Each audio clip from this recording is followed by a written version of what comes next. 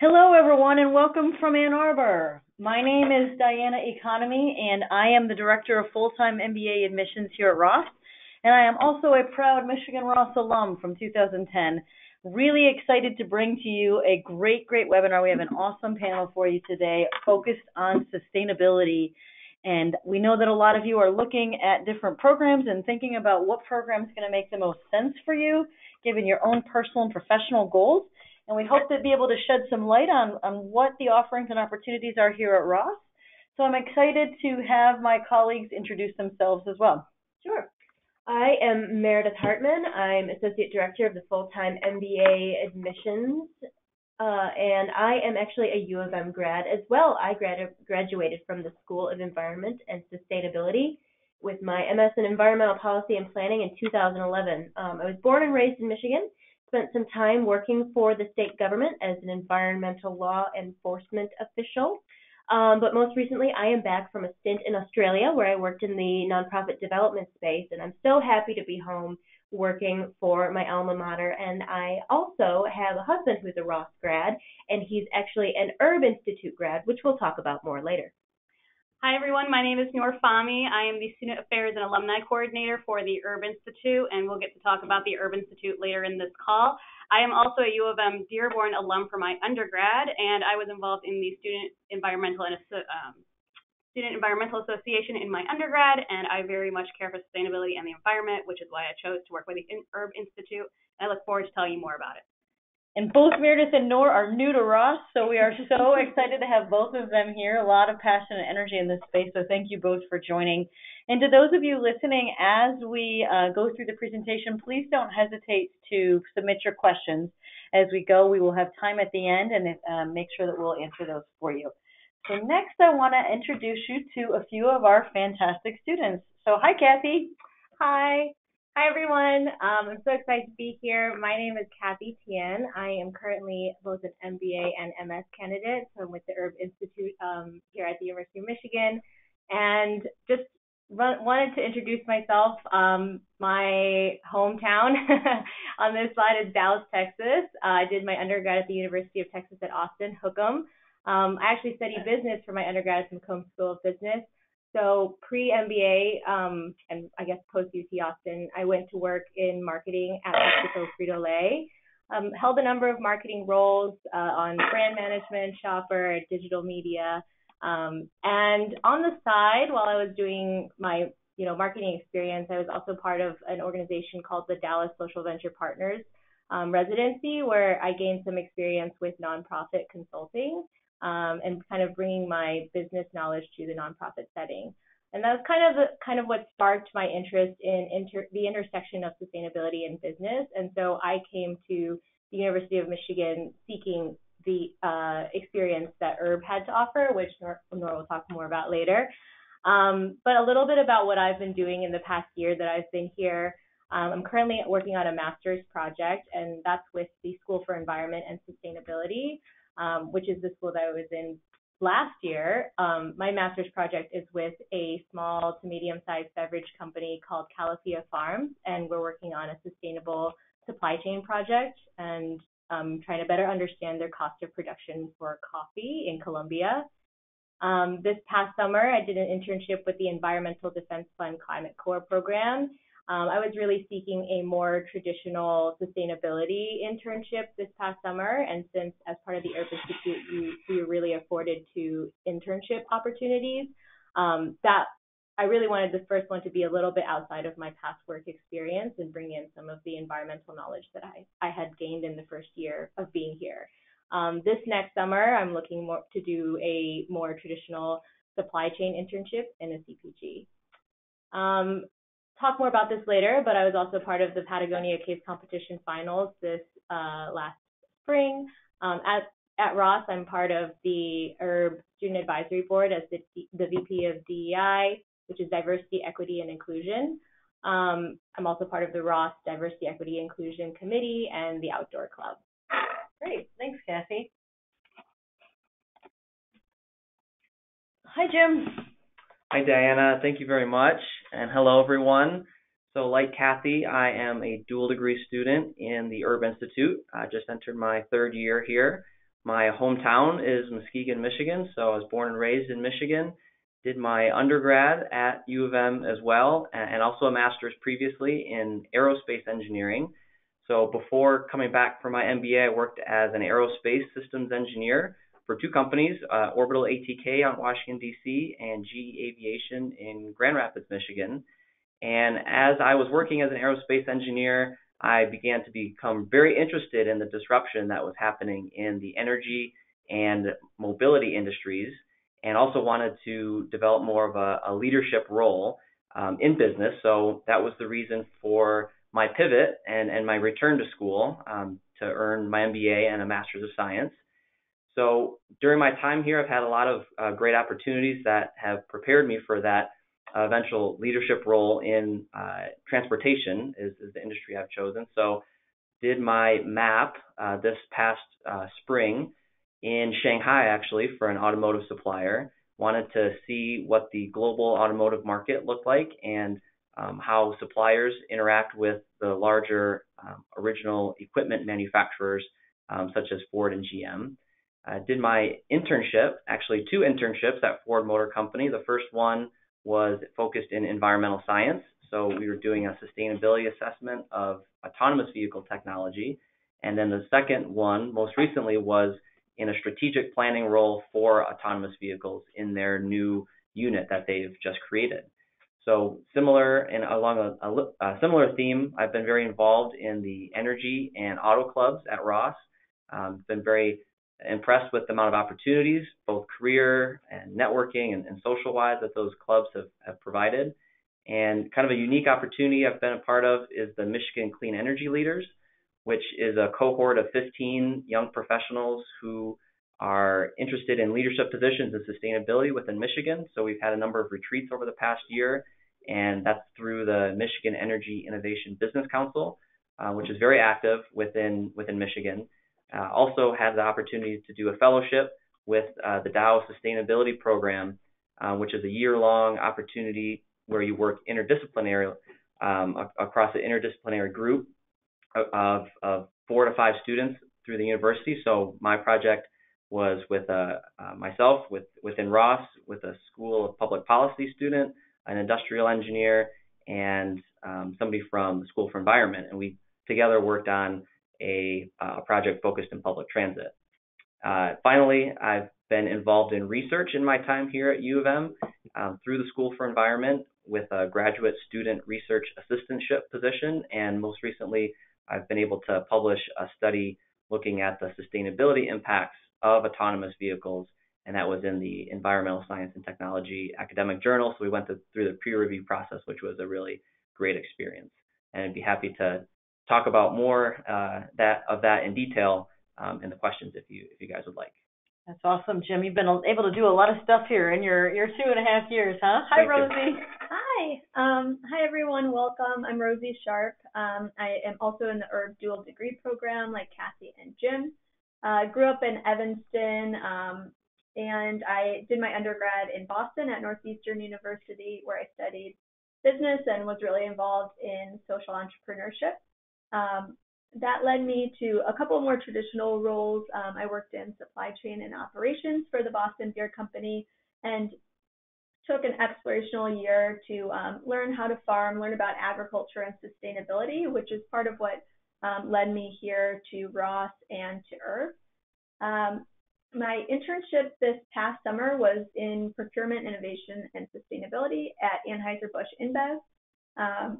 And while here at Ross, I've had a lot of really cool and unique opportunities. Like my peers, I've done research on both sustainable food systems and human rights in the university supply chain. And I'm involved with the Center for Positive Organizations as a Plus Labs fellow.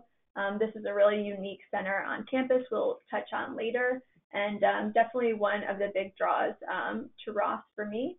I'm also part of the Design Plus Business Club, Michigan Business Women, and serve as on the Herb Student Advisory Board as well. Great, thank you.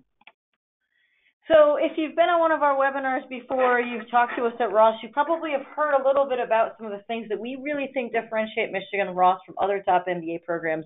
But I want to make sure we briefly cover at a high level some of those differentiators. First, if you learn best by doing, there isn't a better place to be than here at Michigan Ross. That's evident from our 7-week MAP project at the end of your first year, or our Living Business Leadership experience, where you actually get a chance to run real businesses while you're here. Essentially, where possible, we're trying to put students in the driver's seat to be able to take on those challenges real time, to learn from those experiences. This is also an incredibly close-knit experience. Do not take my word for it. I hope that if you are looking at an MBA programs, that you get a chance to talk to students and alums who have been a part of the experience. We happen to have over 200 student ambassadors listed on our website, where you can reach out to them and ask them about, filter by their professional interests or backgrounds, things like that, and get a feel for why they chose Ross and what they've been getting out of the experience. And finally, go blue, go anywhere. This is something we talk about as it relates to the outcomes. We have over 50,000 Michigan Ross alums in over 100 countries. And from here in Ann Arbor, the opportunities both geographically and professionally are very, very diverse. I encourage you to take a look at our employment report that highlights even further what some of those outcomes are and where our students are going.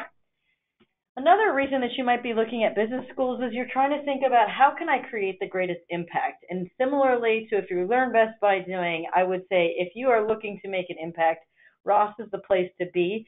And in fact, we have an article that talks about 100 different ways, over 100 ways, that you can make an impact here at Ross, depending on the various things that you're interested in. And you'll hear from our students a little bit later on some of the things that they've done to really leverage the power of business to create positive impact in the world. From a sustainability standpoint, you're also probably thinking, what are some of the career outcomes that I can get to?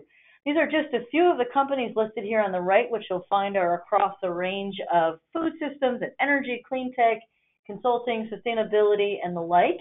And on the left-hand side, you'll see both the industries and the functional areas that our students go into. So pretty wide range of opportunities and outcomes. And we'll talk a little bit more depth to our students who are here with us today about some of the resources that they've found to be the most helpful to work on their career path and to get to the outcomes that they're hoping for. So I'm now going to hand it over to Noor with the Herb Institute to talk a little bit more about the Herb Institute itself. Thank you, Diana. So the Herb Institute is a partnership between the Ross School of Business and the School for Environment and Sustainability. And so what we do is we take a business approach towards sustainability by taking a deeper dive into the triple bottom line, which is the economic, environmental, and social aspects of sustainability. So this includes an extensive network of not only your Ross community that Diana just mentioned, which is close-knit, but your School for Environment and Sustainability community, which is also known as SEAS, in addition to Herb. So you have an even tighter-knit community of these two schools with 7 dedicated staff who help you throughout your entire process through the Herb Institute. So the Herb Institute is a dual MBA MS program where you receive your MBA from Ross and your MS from the School for Environment and Sustainability. The program can be done in 2.5 years or 3 years. So since you have the extra semester or year, you do get the advantage of 2 internship opportunities, which our students and alumni have said that they greatly enjoy, because this allows for more skills building, more experience out in the field. You get to try different sectors that you never thought you would have enjoyed. So it's really advantageous to kind of get that experience before you go out and do your career. We also have partnership projects where companies come to our specific Herb Institute and ask us to help them with their projects. We had Amazon come with us last year to our students with 3 different issues with sustainability that they asked our students to help with. Our students got paid for this project. They asked within their transportation, their packaging, and their energy efficiency for Amazon. Our students went and they presented to Amazon at their headquarters in Seattle, and that was just great real-world experience that our students got to take part in. You also get to take part in professional development workshops and seminars, which are bringing in C-suite level individuals who are working in sustainability across the world. You get to hear from them, you get to connect with them and network with them in the world of sustainability. That is very advantageous.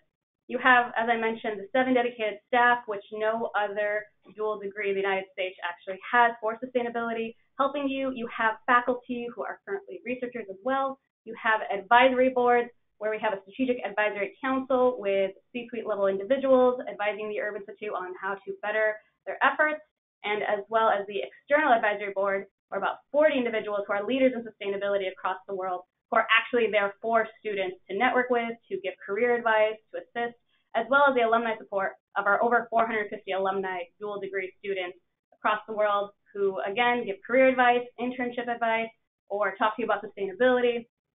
We have a lot of funding support. So we have an URB recruitment scholarship, which is $5,000 to $40,000. All URB students get it, and the amount is merit-based, but all students do receive this. You have internship funding. So for URB, we really want you to have the best experience possible, as well as Ross, and Michigan in general. So if you find an internship that is not going to pay you, but you really want to do it, URB will actually fund that internship so you can enjoy your experience and actually benefit from the internship, as opposed to just doing an internship that will pay you. And also URB impact projects. Say you have an idea that you really care about that has to do with something in sustainability, URB will meet with you, you'll meet with our research manager, they'll help you plot out the entire idea, and then we'll actually fund you to go do this idea. So we had a student this past summer who actually went to Ecuador and held a 3-day entrepreneurship workshop for women who were survivors of domestic abuse, and he made them little starter kit entrepreneur backpacks with notebooks and a laptop, pens and pencils, and even set up a banking system so they could actually have some income flow. And so that's basically what URB is all about, and Ross as well is all about the impact. Love it. The depth and breadth of resources with URB is incredible. It really isn't matched anywhere else, and I think this just really is the tip of the iceberg on just the overview of the opportunities and the resources that are here. It's not just the longevity of the program, the fact that we've got so many alums who are in this space. It is the amount and the dedication of those resources that are specifically devoted to students in the pursuit of this path. It's really, really an incredible program. Thank you. And Meredith, can you tell us a little bit more about the sustainability concentration? Absolutely. So where the URB you get your second degree, your MS, you can augment your MBA experience. Still within that 2 years, you still come out with your MBA. You can augment your MBA curriculum with your sustainability concentration. So this is where you consider the triple bottom line. That's environmental protection, social well-being, and economic performance, with 12 credits within the 57 required for your MBA. And you can take courses in Ross and outside Ross. We've got access to all these wonderful schools here at University of Michigan. So you can take courses like Strategies for Sustainable Development, Sustainable Operations and Supply Chain Management, Systems Thinking, Environmental Finance, and a lot more. So you can really see that these courses that are offered, that you can actually take this sustainability concentration, really cover a real depth and breadth without getting that second degree, without putting on more time. One of the things that is awesome at the University of Michigan is we have over 100 graduate programs ranked in the top 10. And as a Michigan Ross student, you get a chance to take up to 10 of 57 credits outside of the business school. Certainly, as an URB dual degree student, you're inherently taking those courses outside. But it isn't just limited to the 2 schools that we've talked about, right? If you're interested in taking a policy class or social work class or various classes that may augment your academic and professional interests, those are opportunities for you as well. Great. And so there are a lot of things to get involved with while you're here at Ross. We've really just picked a few that are some of the things that our URB students and sustainability interested folks tend to be gravitate towards a bit more. So Rosie, do you want to share a few of these things that you might be involved with and what they are and how you've gotten value from them? Sure. So one thing I mentioned earlier is the Center for Positive Organizations, and that's a really unique community that I don't think you'll find really at any other school. So the discipline was founded here at the U of M by scholars who also teach a bunch of courses at Ross. And so being involved with that community is incredible. They have lots of opportunities for research, connecting with scholars and professionals who integrate positive psychology into their work. And that's been a really, really cool experience for me while I've been here. I've also worked with the Sanger Leadership Center and done some of their programming. Recently, I did a program called Legacy Lab, which is kind of meant to help you reflect on what naturally you want your legacy to be. Think about your values and where you're headed and how you're going to develop your leadership skills to get there. So those are some of the things that I've done. Oh, and the last one, Design plus Business. So kind of along the lines of positive psychology and the Center for Positive Organizations, Design plus Business focuses a lot on user-centered design and has a lot of intersections with social and environmental impact as well. I cannot wait for Story Lab tomorrow. Yeah. So Story Lab is a partnership between Design Plus Business and the Sanger Leadership Center, and it is an opportunity for students to get really on stage and share their personal narratives with their classmates. It does a lot around evoking empathy and understanding, and how do you really articulate your message in a way that's going to resonate. And I think one of the things that you find is pretty consistent around our sustainability or impact interested students, of which there are many, is this concept of intrapreneurship, right? And how do you create value within an organization when you go? And a lot of that has to do with how do you manage the narrative? How do you articulate that narrative? And how do you think about what type of impact you want to create? So a lot around self-reflection and engagement. That's great. Those are some of my favorite things too. That's great, Rosie. Kathy, what types of things are you involved with? Yeah. First of all, Story Lab, I'm so excited.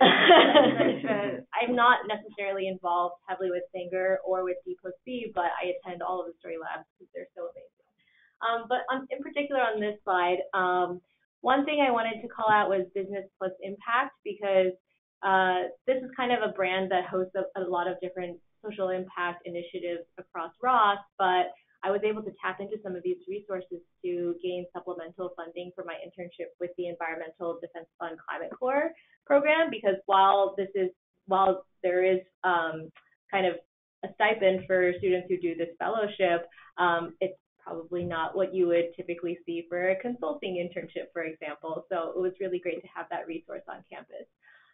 With the Patagonia Case competition,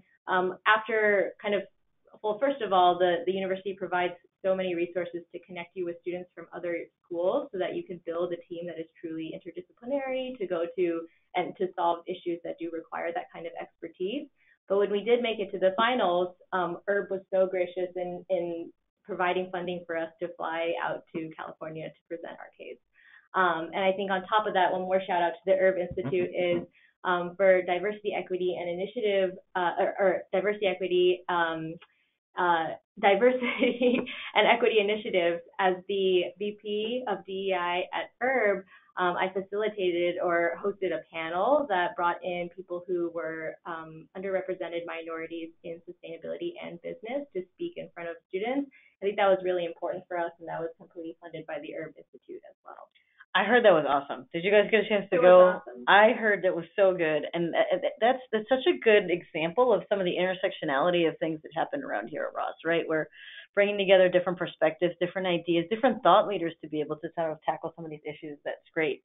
Kathy, one of the things I want to build upon, because you mentioned about the funding. So Nora's talked now about the URB funding, and you've talked about how Business Plus Impact has funding for your internship. We have something called the Give a Day Fund, where students will give, a portion of their summer internship money to students who might be going into a lower paid, pursuit. I actually just found out today that I got money from the Loan Repayment Assistance Program, which is one of our programs that goes for those who work in nonprofits. I work here at Ross, obviously, and I was interested in the intersection of education and business when I came to Ross. And so recognizing that there was both funding as well as an extensive support network for me to be able to pursue the types of things that I was passionate about was really, really compelling to me, and really, I think, embodies the Michigan Ross culture and community. Jim, I have to comment, because you were an engineer, on this lovely paper that is graph paper. It is so quintessential. I love it. Now, I know you're really involved with Energy Club. Can you tell us a little bit more about that? So I've been very involved with the Energy Club at Ross since being in school. And I've also extracted a lot of value from the club in the three main offerings that it provides. The first one is the Renewable Energy Case Competition, or RECC, and it is the largest renewable energy-focused case competition of its kind in the U.S. We draw 16 teams of MBA students from across the country, and they come and try to answer a prompt focused in renewable energy. And it actually just finished up last week, and it was really, really great opportunity for everybody. The second offering is the Energy Conference. We actually put on one of the largest energy conferences in the state of Michigan, where we bring in industry professionals and we have student panels, and it's really focused on a specific theme that is very salient for that year. So I had the opportunity to plan it 2 years ago, and it it was focused on how states and municipalities are impacting their energy future as the federal government was making a lot of changes. So it was really interesting dialogue to have with a lot of industry professionals on seeing where the renewable energy industry was going. And then the third pillar, or the third offering, is the consulting projects that the Energy Club offers. We partner with industry members to put together projects that student teams can work on real world problems for the companies. I participated 2 years ago, and we worked with a utility to identify emissions reductions opportunities from electrifying typically non-electrified technology such as water heaters or stove tops, for example, and identify those opportunities and what the cost impacts of that would be. So it's a really neat opportunity to work with actual industry partners and on real world problems.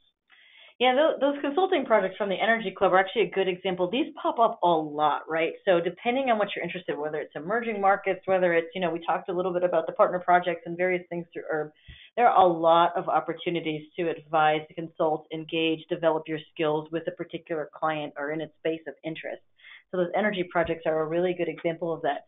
The Renewable Energy Case Competition, in addition to being the largest, is actually, it was the first of its kind, and it was something that was started by my classmates. Another thing that was started by my classmates was a social venture fund.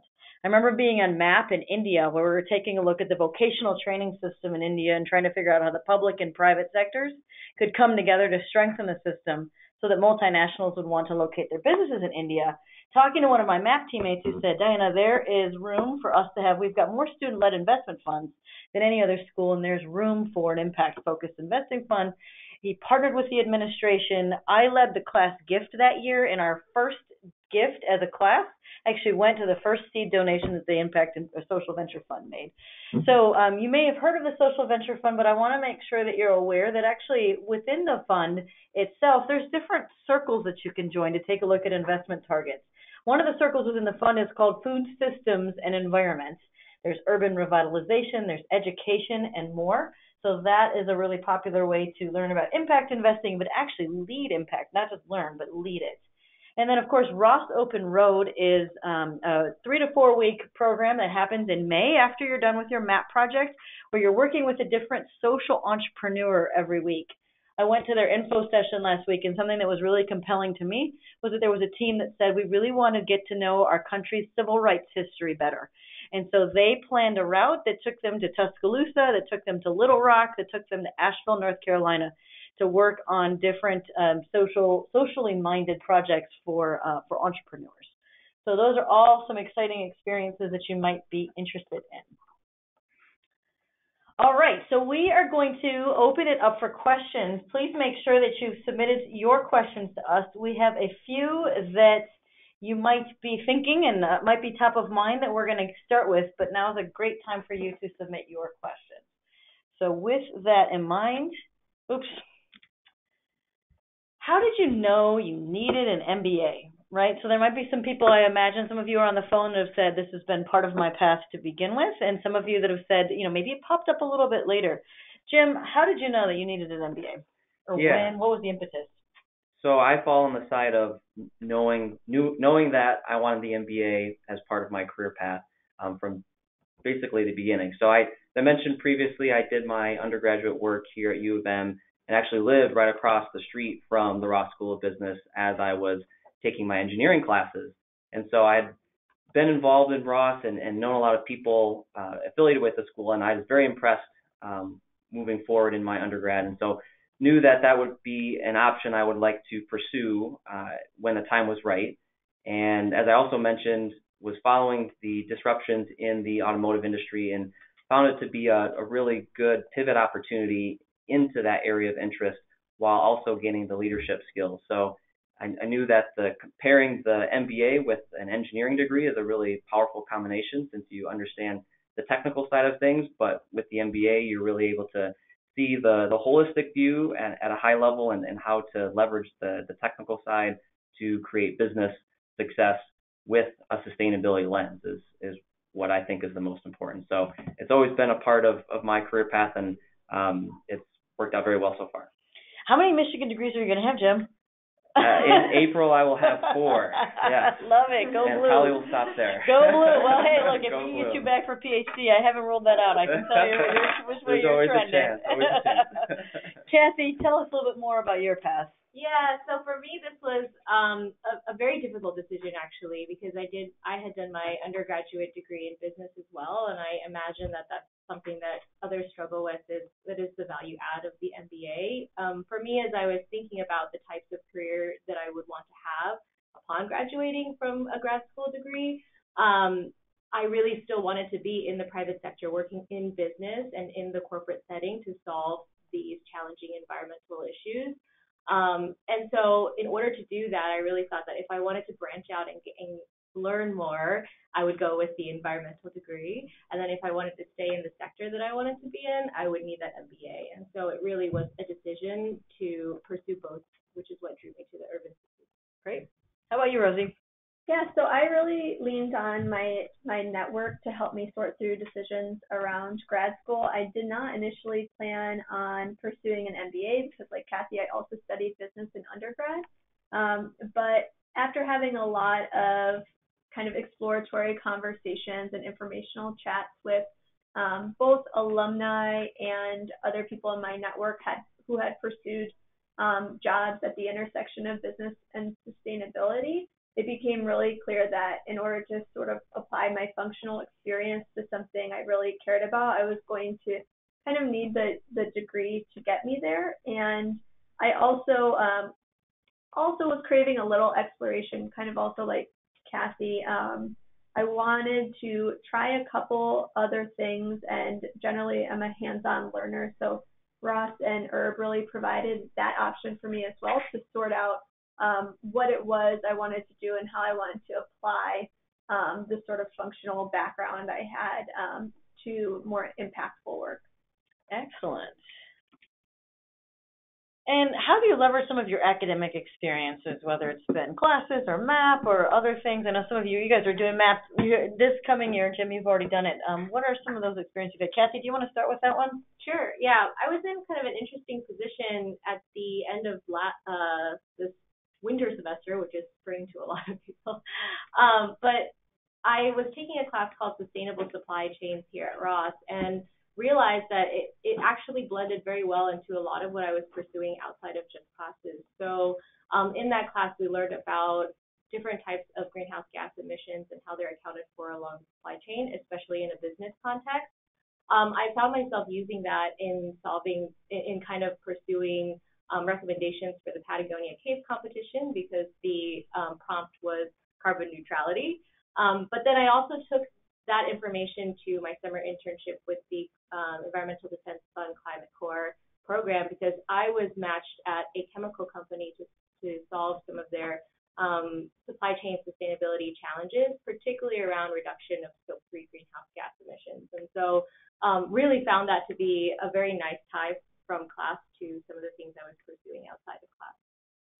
Great. Rosie, what do you think? So in terms of classes, one thing that Kathy also mentioned, the Sustainable Operations and Supply Chain course, that's one of a lot of courses that are cross-listed between SEAS and Ross, and those are really great opportunities to engage both with just Ross students as well as students from other parts of the university. So one thing I've explored a lot that I'm thinking is going to potentially play into my upcoming summer internship is around social science and human behavior related to sustainability. So there's a bunch of classes that touch on this, some within the Ross core and then some with a more environmental focus at SEAS. So those have been a couple of impactful kind of academic areas for me. So I've been trying to be very intentional with my elective selection based on the positioning for the career that I knew I wanted to go into post-Ross. So my interests now lie within general management in automotive and working in this new mobility future that we're positioning ourselves for with connected, automated, and electric vehicles.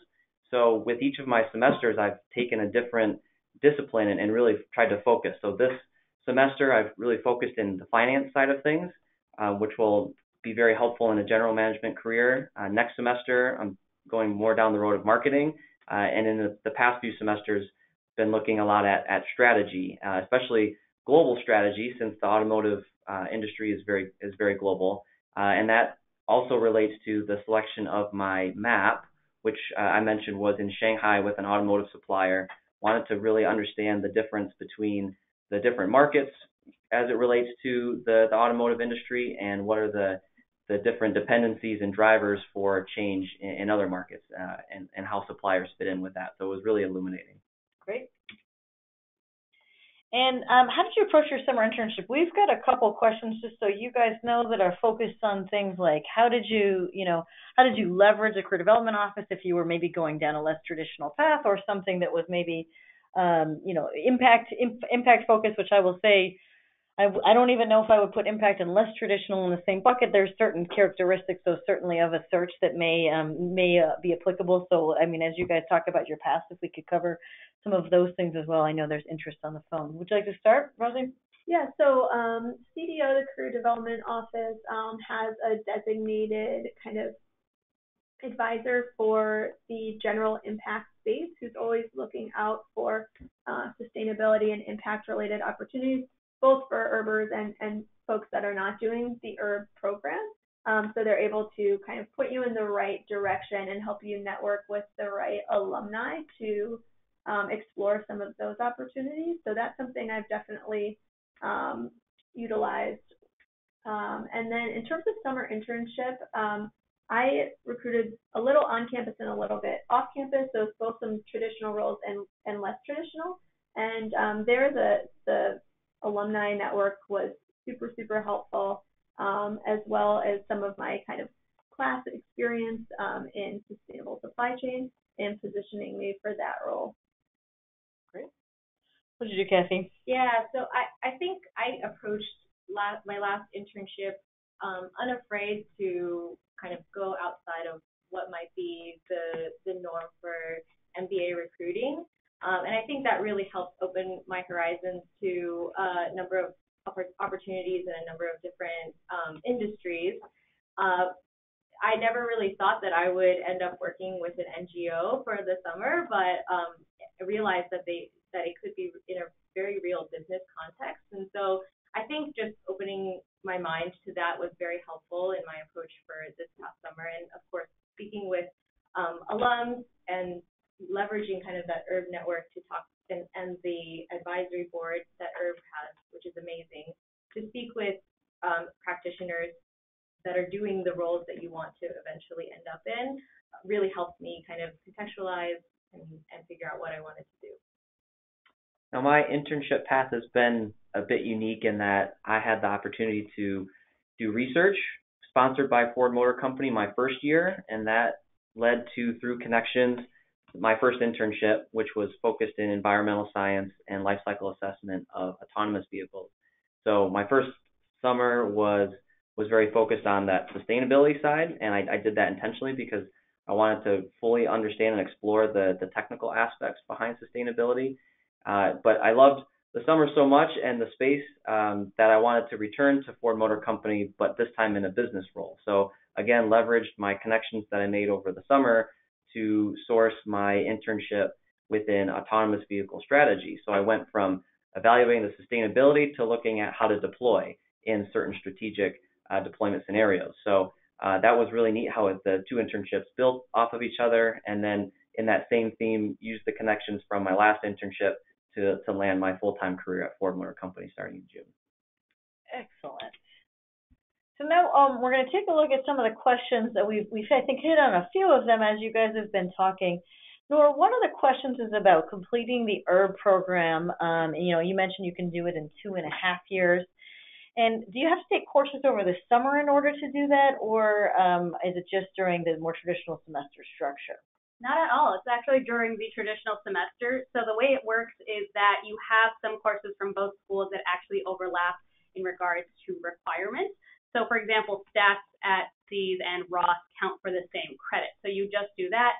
You could use some of your electives, take core classes.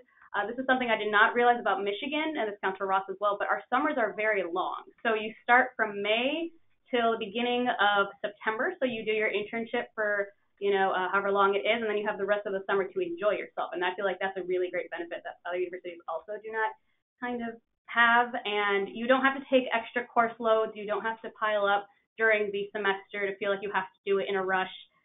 Some of our students say they're going to do the program in 2.5 years.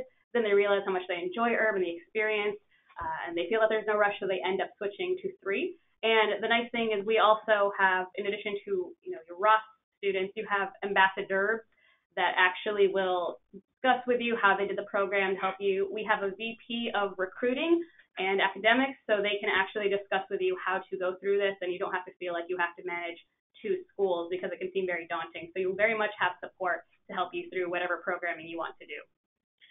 Yeah, and I just submitted, I sent you guys 2 different things. One, both the FAQs, the prospective student FAQs for the URB Institute, as well as a webinar that is specific to the URB Institute. So we're keeping this one a little bit more broad about the student experiences themselves, but any kind of technical questions about how the program is structured, what courses you might take, what it could look like for you personally, you'll want to take a look at those FAQs as well as the URB-specific webinar that is both on their webpage and I shared as well.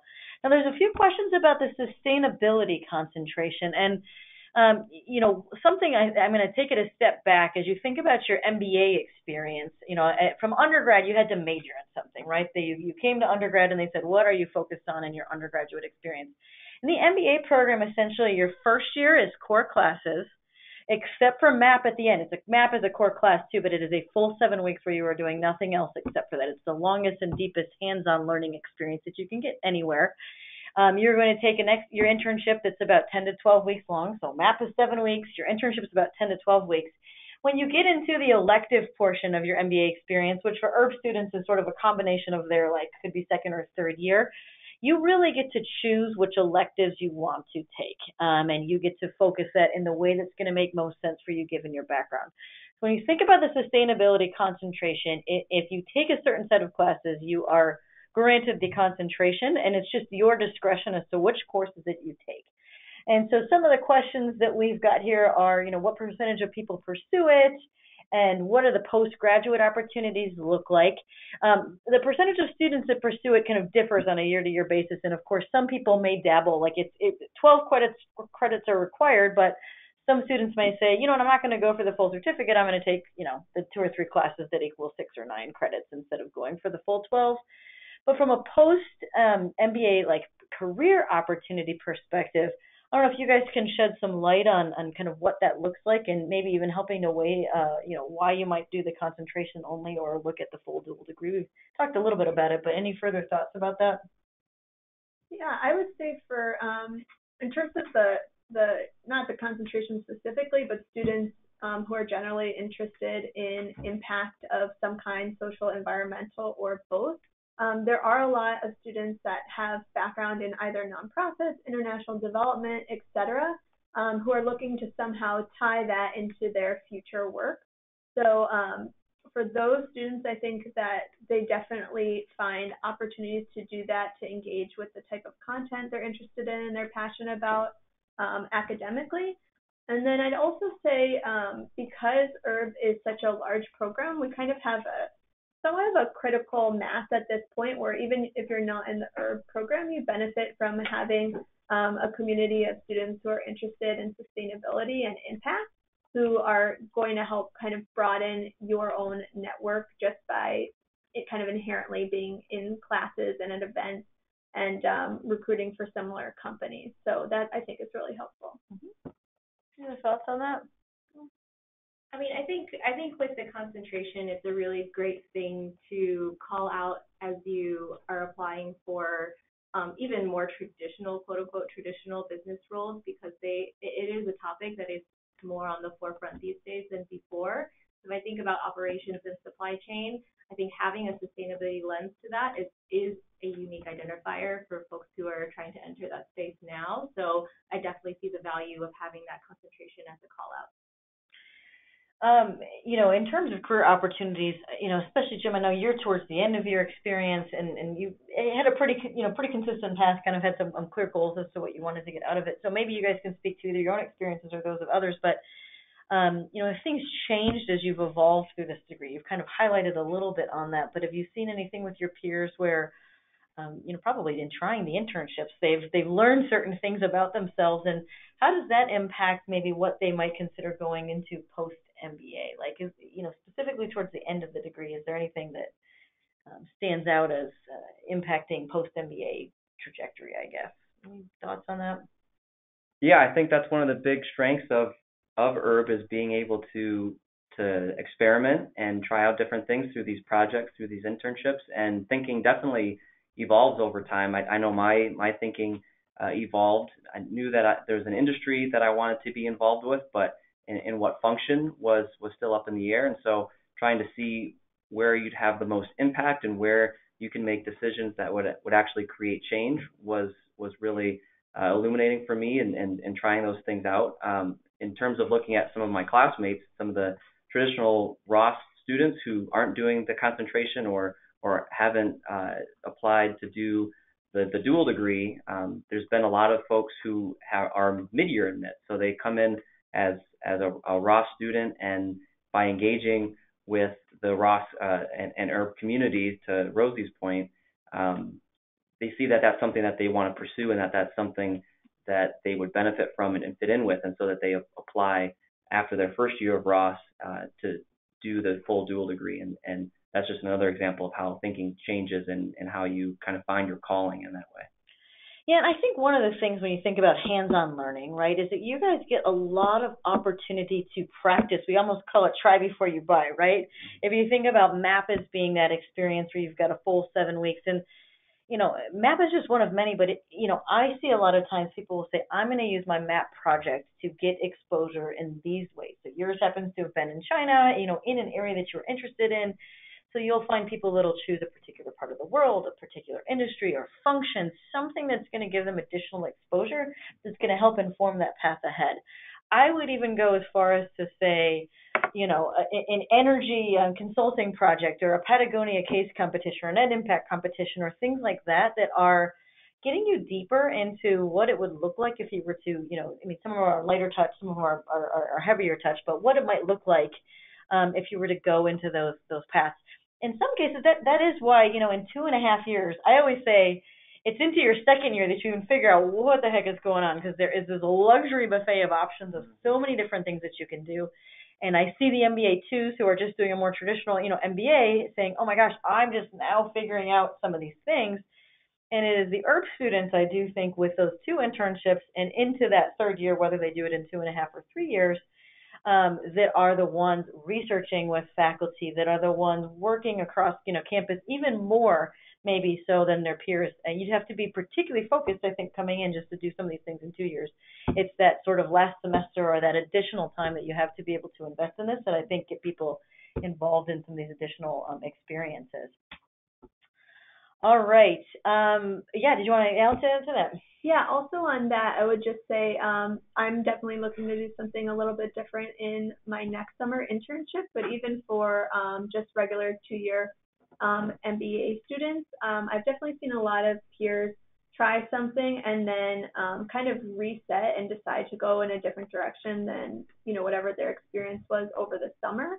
And what's great about that is even if you decide to kind of start fresh in a new industry or a new function, you're still within kind of the community where sort of anything is possible, where you have all of the resources. So you're in the best place you could be if you wanted to kind of start again and try something new. Yeah, and I think there's a question too about, how do you think about the 2 internships in terms of what you want to do full time? I mean, when you start and when you get admitted to these 2 programs, if you were to apply to the 2 off the bat, the first question is, do I want to start at C's or do I want to start at Ross? And the students who've gone before you, as well as the Herb Institute and others, will say, here's things to think about as you're navigating that path. I would say from a full-time basis, most people look at their second internship as the internship that's probably going to be the springboard to what they see themselves doing full-time. The first internship is, sometimes they'll go back to it, right? You do your second internship and you say, gosh, that wasn't what I wanted to do. The first internship's more in alignment with that. But most of the time, you're looking at your second internship with potentially getting an offer at the end of the summer as the lead to your full-time opportunity. Not always, but that's something to think about. I want to switch from careers to balance. right? We spend a lot of time here actually thinking about health and wellness and thriving and mental health, and how do you think about careers and clubs and classes and opportunities and experiences? What do you guys think? How do you balance all these things? Yeah, I think balance is the key to flourishing in the degree program here. And there are a lot of competing things on your time, and I think you have to be intentional about what is right for you and your own journey, because FOMO is real, and when you are in the winter garden and all these discussions are happening, it's you want to say yes to everything, but you know that you can't because there's only a certain amount of hours in the day. And so this goes back to the question about 2.5 versus 3 years for the herb program. 2.5 years, it works out to about 15 to 16 credits per semester. And so if you value your time in that way, then you focus more on classes and maybe less so on club opportunities or recruiting or social. But if you want to be more involved in extracurriculars and you have a certain intense recruiting regimen, then going more towards the 12 credits per semester and doing the 3-year program is maybe a good way to look at it. So balance is key, and being intentional about what is right for you, I think, is the way to approach it. Yeah, I would agree that intentionality is so important, and kind of in the beginning of the semester, identifying what you want to end up with in terms of knowledge or experiences at the end of that semester, and work from there. But one thing I would also add is that Ross and University of Michigan is so great about including partners in your experience here.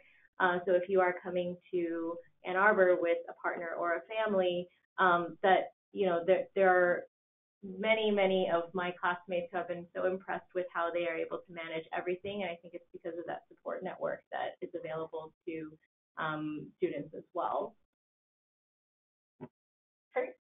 Yeah, there's a question here. Actually, I'm going to switch topics again a little bit. This is actually focused on how you study and focus on analytics in particular. How do you leverage analytics to identify opportunities to create shared value for sustainability initiatives? Jim, what do you think about that? Absolutely. So analytics has been a big part of my time here at U of M, and I found there to be a lot of really neat resources and dialogues around analytics and the right metrics for measuring sustainability. So my first experience with that was with the Herb Institute. It was sponsored by Herb and the World Environment Council out of Washington, D.C., and we convened a roundtable of over 50 industry members to come and in a Chatham House rule style, which means there's nothing reported to individual names, we had an open dialogue about what business models and what metrics are most important for incentivizing the right type of sustainability in a corporate environment. It was really neat to hear some of the challenges that these industry members were dealing with in trying to measure their impact. And then once you measure it and quantify it, how you can provide the right incentives with corporate governance to make sure that that occurs on a quarterly or annual basis, continuing in the future. So, with big data that we have now, we have so much more that we can do and analyze, and these metrics, taking the data and putting it forth in a digestible way that you can make decisions off of is really key. And so U of M offers a lot of those data analytics classes, both with Ross and also through the School of Information. I've taken a lot of advantage of that. There's a lot of clubs that are aligned with that, but I was really interested and happy to see that Herb is also forward thinking in that way and using analytics for sustainability. Yeah, this has come up a lot. We've talked about the sustainability concentration, but of course there's also a data and business analytics concentration, as well as the data insights and analytics group, which is one of the clubs that's going to be working on big data-focused consulting projects. This is coming up a lot, and it's popping up in different courses. It's popping up through our technology and organizations department, which focuses at the intersection there as well. So a lot of opportunities and experiences here, and it's something that employers have told us that they're interested in as well. So we continue to work on that. With the time that we have remaining, what I want to do is see if you guys have any sort of final insights or reflections that you want to share for people, presumably that have either already applied, maybe are looking to apply round 2, or perhaps next year. Anything else that they should consider as they're looking at Michigan Ross and other programs that you would recommend? Yeah, I would say be true to yourself. in this process, make sure that you seek out what you are really looking for and follow your own path. That's what I did. And coming to U of M, there was some question about, should I diversify? Should I try a different school, different network, or different industry? And I found that by being true to myself, I was able to make those hard calls of, no, if you find what you really want to do, don't be scared of continuing to go for it if it feels right. Yeah, and I think just to continue to reiterate the point of intentionality, I think that's so important when you're thinking about the school that's the right fit for you. I happen to find a unique combination of, resources as well as great people that I talked to along the way when I spoke with people at University of Michigan, and so that's really what compelled me to come here. And there's no right answer for any person, so it's about addressing what you need at this moment in time for your career. Yeah, and I would kind of echo that. So community has been really important to me. This is a really rigorous program that has, lots of challenges. And so talking to people one-on-one about their own kind of personal experiences in whichever type of program, I think is really important, because those are the people that are going to be your support network when you get there. So find some people that you can identify with, that you think that you could kind of be friends with, lean on, and kind of help each other through the experience. Excellent. And with that, I want to thank all of you for participating today. Our students are crazy busy, so thank you. We know it's actually that time of year where finals is coming up. We hope that you found this webinar to be helpful and the resources that we've shared along the way. We sent a preliminary email that has some background info on the student panelists who were here with us today, as well as contact info for the Herb Institute. We will be sharing a recording of this webinar if you missed part of it or you want to be able to take a look at it again. If you have any questions, please do not hesitate to reach out. We are happy to help you as you navigate in this process. Thanks again for joining us today, and go blue. Go blue. Go blue.